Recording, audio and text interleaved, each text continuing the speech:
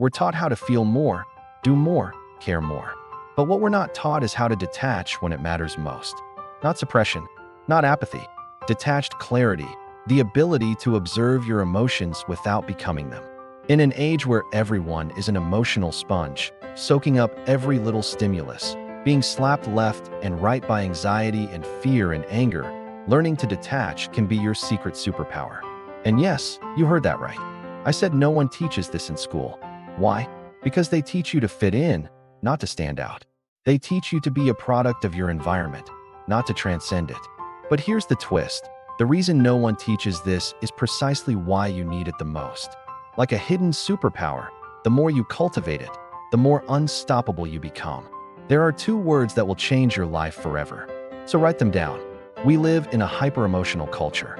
Everything is urgent. If it doesn't feel good, it's bad. If it feels good, do it. You get hijacked by random triggers, childhood wounds resurfacing, old patterns repeating themselves. It's like being a puppet with strings attached to every feeling.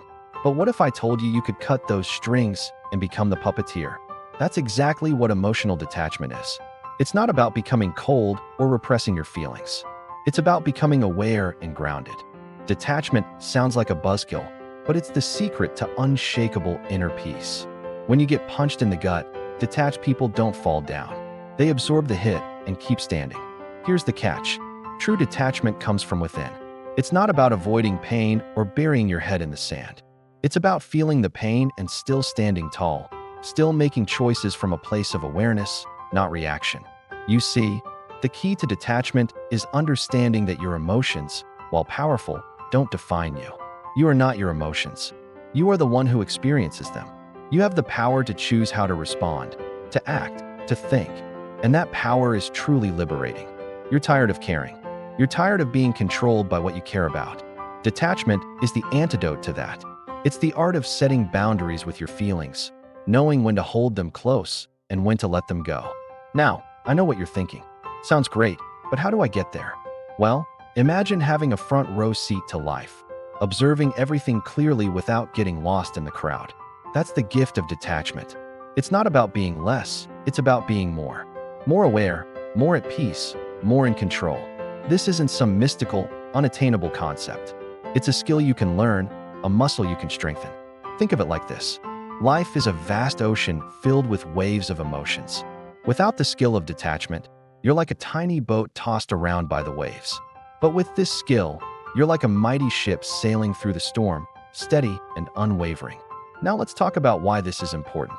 In a world that demands more and more from us, where every moment feels like an eternity, where distractions lurk around every corner, having this skill is like finding an oasis in the desert.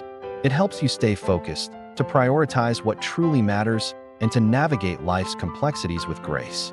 It's like having a secret weapon that helps you stand out in a sea of people who are constantly distracted and overwhelmed. Imagine the kind of impact you could have when you're not just another face in the crowd.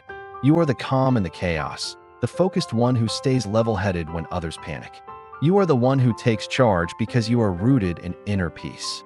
And here's the best part. Unlike fleeting pleasures and instant gratifications, this skill offers a deep sense of fulfillment that stays with you. It's like having a treasure that no one can take away from you, a treasure that grows in value with time. In the words of Marcus Aurelius, the happiness of your life depends on the quality of your thoughts. And guess what? This skill aligns perfectly with that philosophy. It empowers you to choose your thoughts, to focus on what you can control, and to let go of what you can't. When you detach, you become the observer of your own life. It's like stepping outside of yourself and watching your emotions play out on a screen. You become aware of your thoughts and feelings without being consumed by them. It's a powerful place to be because from here you have clarity, perspective, and control. This mental model is ancient wisdom in disguise. The Stoics called it apatheia, which might sound like the opposite of what we're talking about, but it's not. For the Stoics, apatheia meant freedom from destructive passion, not freedom from passion itself. They understood that true strength came from within, from the ability to observe your emotions without becoming them. If you are able to see your emotions as just that, emotions, passing visitors at the airport of your mind, you'll find a strange calm amidst the chaos. You won't be pulled into the vortex of feeling you were once too busy to notice. The Bhagavad Gita, that ancient Indian scripture, talks about doing actions without being attached to the outcomes. It's a lesson we all need to hear. We attach ourselves so tightly to the results, to the what-ifs and the maybes, that we forget to enjoy the present moment. Detachment helps us loosen that grip, to trust in the journey without the need to control every step. In Buddhism, there's a similar teaching, non-clinging. Clinging to things, to people, to outcomes leads to suffering. Detachment, on the other hand, leads to liberation. Think of it like this. When you stop clinging, you stop suffering. It's as simple as that. It's all about letting go. But how does that translate into everyday life? Let me show you. Imagine you're driving on a crowded highway. Cars honking, traffic slowing down. What would you do? Most people would get tense, maybe even start honking. But detached drivers stay calm. They understand that the situation is beyond their control. They relax and patiently wait for things to settle. Or picture yourself at work, deadlines looming, emails piling up. The detached approach, stay composed. They tackle the tasks one at a time, focusing on what they can control, their actions, and their attitude. The rest they let go of. Detachment is like a parachute. You don't need it when things are smooth sailing. But when challenges arise, when the winds of change blow, that's when it becomes invaluable. But how do you actually cultivate this skill? I've got 3 powerful tools for you. 3 practices that can help you train this muscle. First, the breath detachment loop. It's simple yet incredibly effective. Notice your emotions without judgment. Label them, then let them go with the next breath in. In, breathe it in. Out, breathe it out. Second, journaling from the third person. Write about your experiences as if you're observing them from a distance. This creates that mental model of the detached observer. Third, the name it, don't become it method. When you're hijacked by an emotion, identify it. Say it out loud. I am angry, I am anxious. By naming it, you detach from it. Then take a moment to observe it without judgment. Once you've done this a few times, you'll start to recognize your emotional patterns and can choose how to respond to them. Here's the beautiful thing about these tools. They're like seeds that you can plant in your daily life.